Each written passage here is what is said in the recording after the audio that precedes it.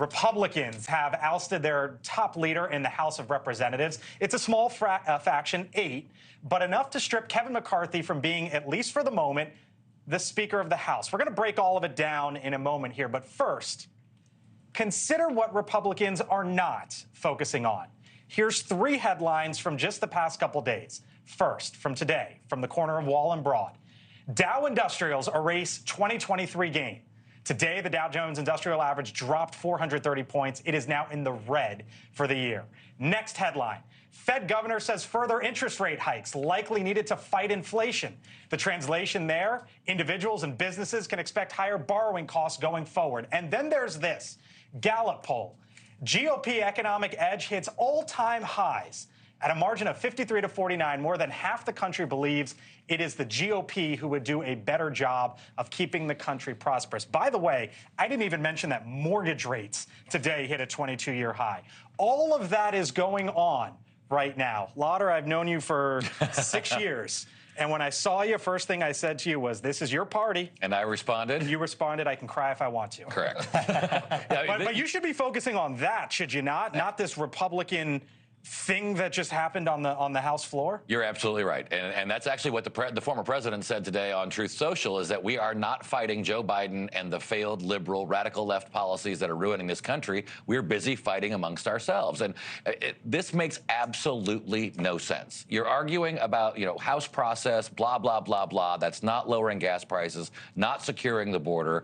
These are the things that we have to be arguing about. And this is a gift for Hakeem Jeffries, a gift to Joe Biden, because they don't have to talk about those issues. They can just say, look, Republicans are dysfunctional, so we've got to get this solved. We've got to get it solved quickly. Kara, I think I heard Sean Spicer, Connell mentioned when he talked to Sean, called it embarrassing.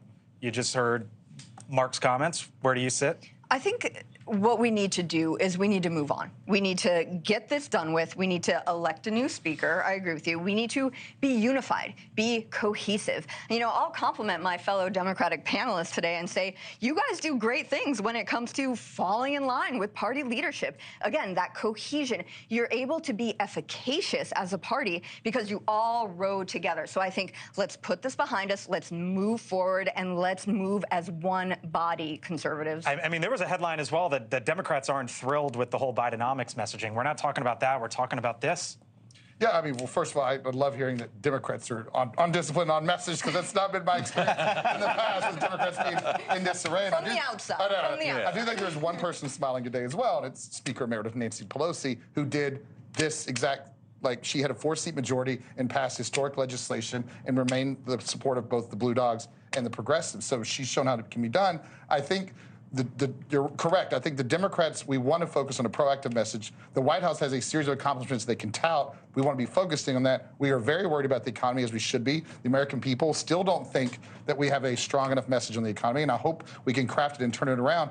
But what he said is dramatically helping us. And so I think the problem is you have a Republican conference that is not united around policy or ideals anymore. They're just focused. I wouldn't say that it's not about policy and ideals, though. I mean, look, come on. This is like the Dungeons and Dragons club from high school naming the prom king. You've got a very small group of 8 people out of 221 that took this step. So the vast majority of the conference is all in alignment, and I would also think that they are all in alignment on policy. This is procedure. This is about backroom deals that may or may not have been cut, or their understanding of them. The entire debate was that about policy, like the appropriations process, the deals that are being... That's government process, though. Everyone agrees, cut spending. We should cut more spending. And I think this small group of 8 is forgetting Reagan's old adage, 80% your allies, not 20% your enemy. Thanks for watching. Go to newsnationnow.com to find News Nation on your television provider.